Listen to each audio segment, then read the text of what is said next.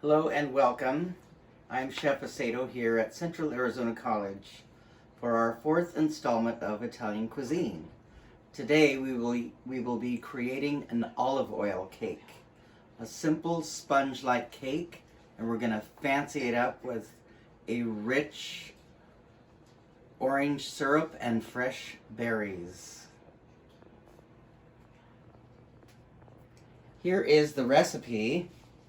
We have 3/4 cup olive oil, 1 each orange, 1 cup of cake flour, and 5 each eggs that have been separated. Step 1 is zest the orange and add it to the flour. So let's get started with that. Cup of flour, and I'm going to zest 1 orange. Only the outside zest part, careful not to get it too close to the pith. I have a nice room temperature ripe orange. Okay. I'll set that off to the side, and I'm going to juice my orange. Not too many seeds. If you happen to catch a few seeds, just remove them. After we've juiced our orange, we're going to set that aside for later. Set that aside. All right, step 2. We're going to mix our egg yolks. The recipe calls for a 1/2 cup of sugar beaten together with the egg yolks. We will later be adding another 1/4 cup of sugar at the end with the egg whites. So let's start with the 1/2 cup sugar and the 5 egg yolks. I've already cracked my eggs. Oops. With the larger portion of sugar.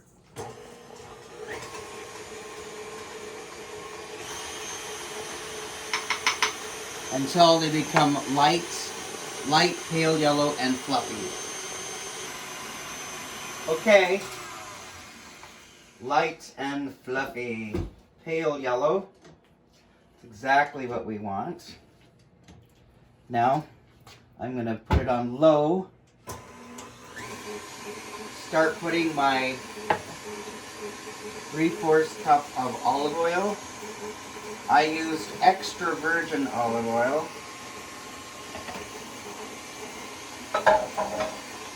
And 1/4 teaspoon of salt. Blend thoroughly.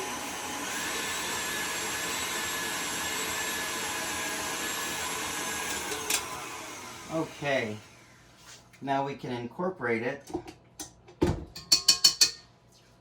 with the cake flour and the orange zest.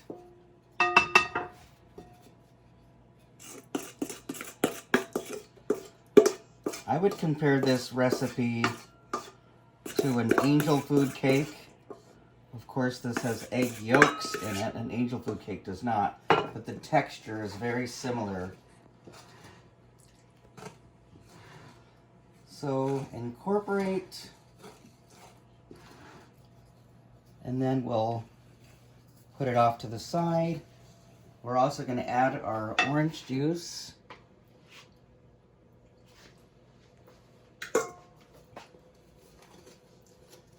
Till we get a thick batter.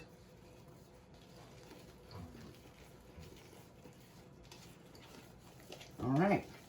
The next step, we're going to beat our egg whites and fold it together very carefully. Okay, stiff peaks. Exactly what we want. Stiff peaks. So,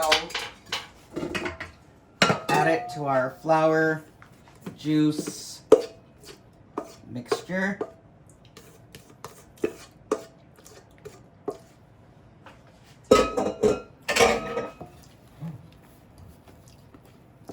This is very similar to mixing a French genoise, which for those who bake are probably very familiar with that term.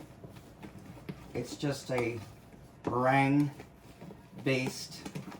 mixture. Mix thoroughly until we get this homogenized, wonderful, fluffy cake batter. So I went ahead and prepared a cake pan. My oven's already been set at 350. I have quite a bit of batter. I'm going to also use these oven-proof dishes, which will make nice gifts. Okay.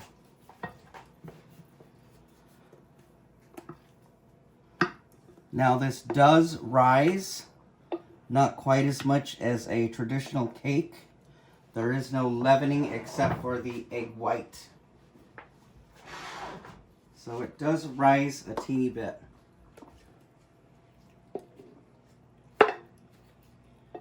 Okay. So I'll place them in the oven at 350 for about 30 minutes, and then we'll see what happens. Okay, today we'll be making simple garlic toast, shrimp scampi, vegetable orzo, and then we'll present everything all together. First, let's start with our garlic toast. I have my oven up to 350. I'm going to cut my baguette at an extreme angle because I think it looks really beautiful. I have several done here. I melted some butter and I put a generous helping of garlic and some Italian herbs. You can also sprinkle with Parmesan cheese if you desire. While we're taking care of our toast, before it goes into the oven, I have some butter melting here. And we're going to get ready to toast our orzo pasta. Orzo looks like rice, but it's not. It's pasta. A nice alternative to rice. It can be presented in much the same way. Today we're going to enhance it with sun-dried tomatoes, artichokes, and roasted red bell pepper. All right, a couple more pieces, and into the oven they will go. I'm going to set my timer for about 7 minutes.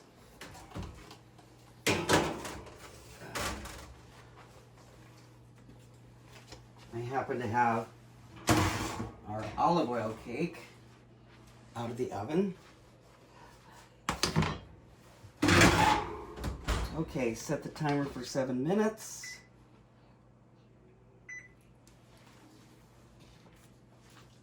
Next, we can start our orzo. Put it on low heat, maybe medium heat.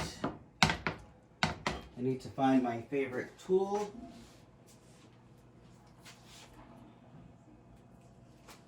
How about a wooden spoon?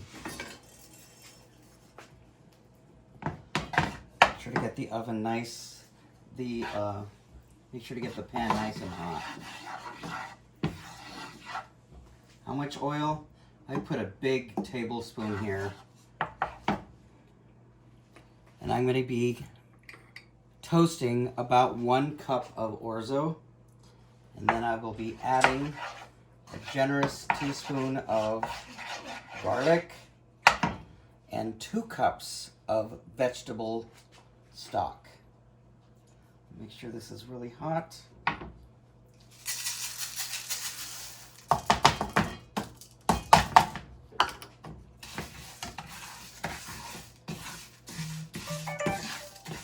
Nice, well coated.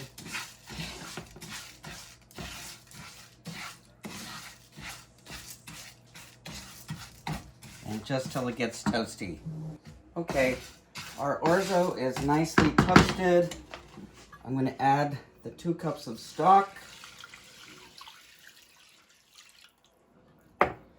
And cook it just like you would any other pasta till it completely absorbs the liquid.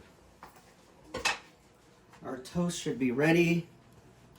Let's have a look-see. Yes.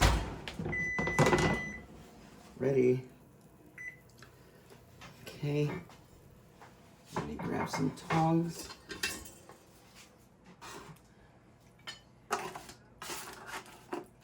I like a soft toast. If you want a more crunchy, certainly leave them in longer.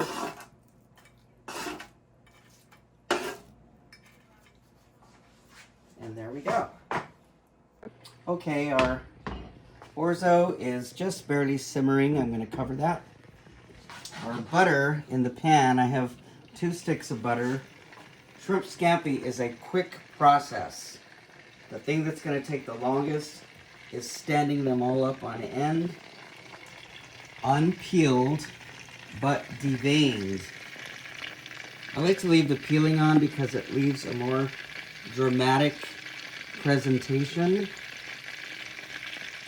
And when we put our presentation together, we're going to put it on a beautiful platter and serve it as a buffet. Let me just turn that down a tad.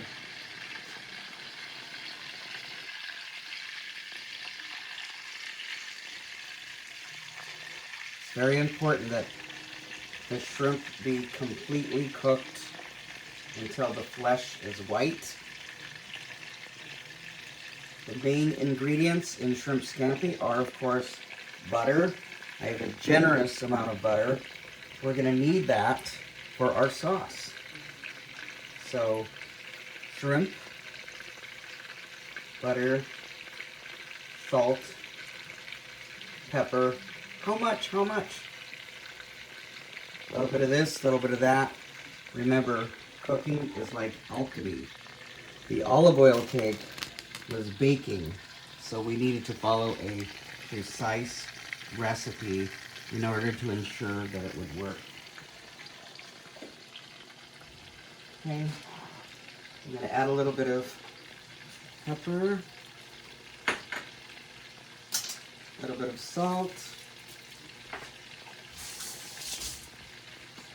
and I'm going to put some zest of about 2 lemons.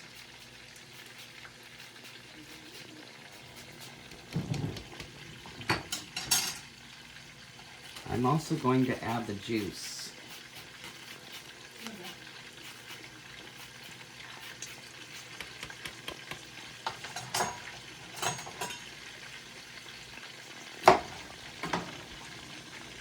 Try to catch the seeds. Sometimes you do, sometimes you don't.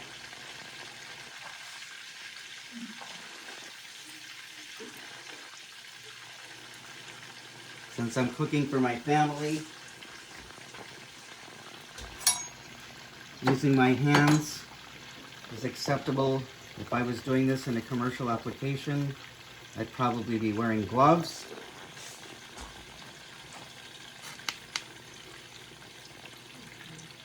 Okay.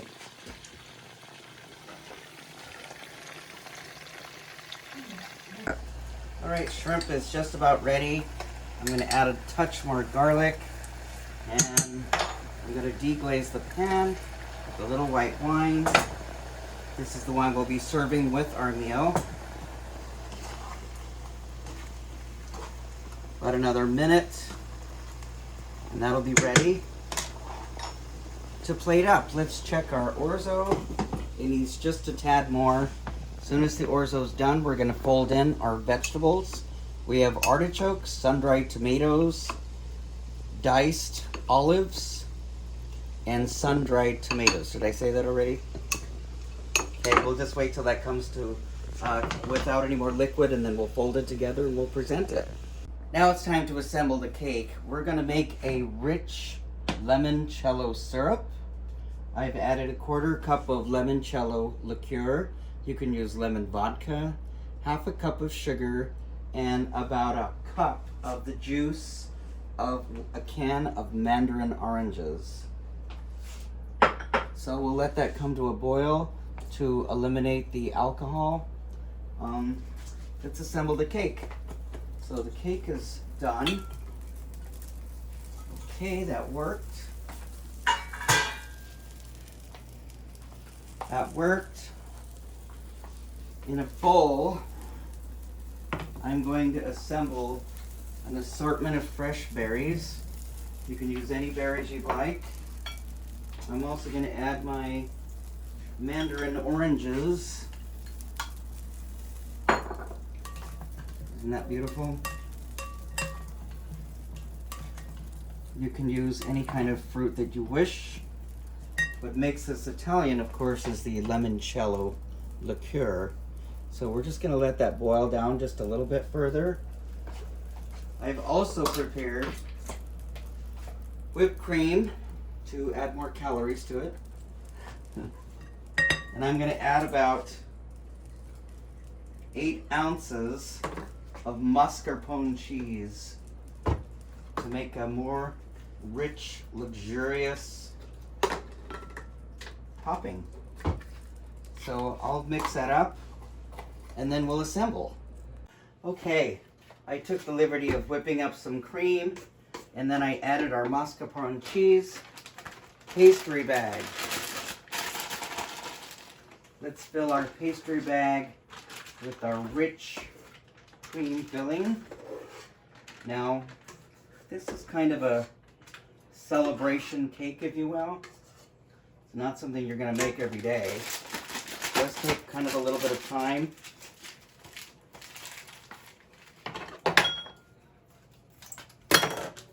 But if you're willing to invest the time and the expense, you can really come up with something extraordinary.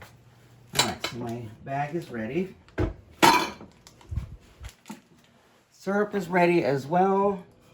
It's really best to let the syrup cool. We're going to go ahead and assemble though. I cut my cake in half.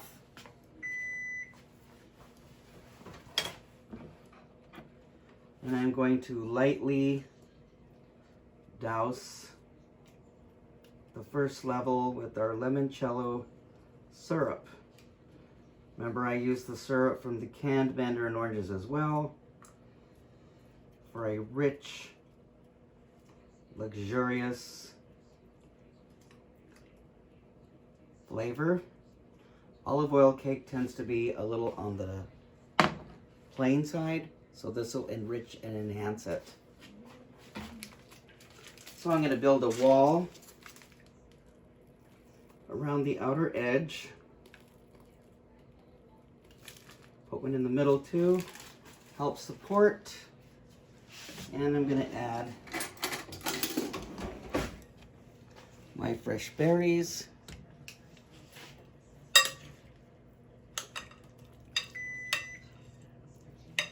Turn that timer off.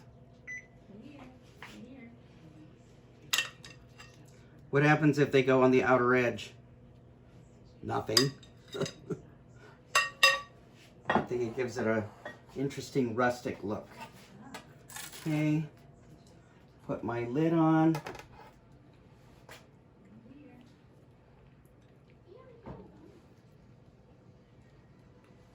Again, I'm going to put more syrup to make sure that it's moist all the way through.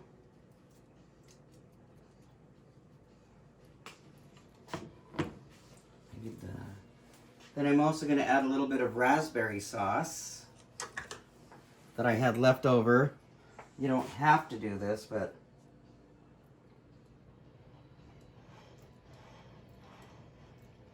I think it would be nice.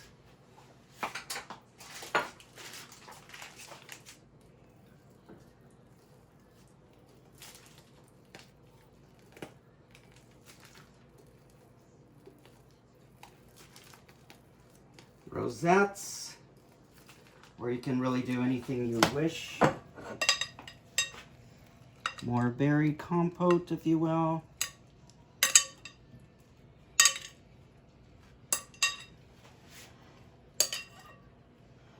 Here you have limoncello celebratory cake. I think I'm going to add a few toasted almonds as well. And there we have it. Shrimp scampi with a lemon butter sauce, vegetable orzo, garlic toast, and limoncello berry cake. Cindano. May you live 100 years.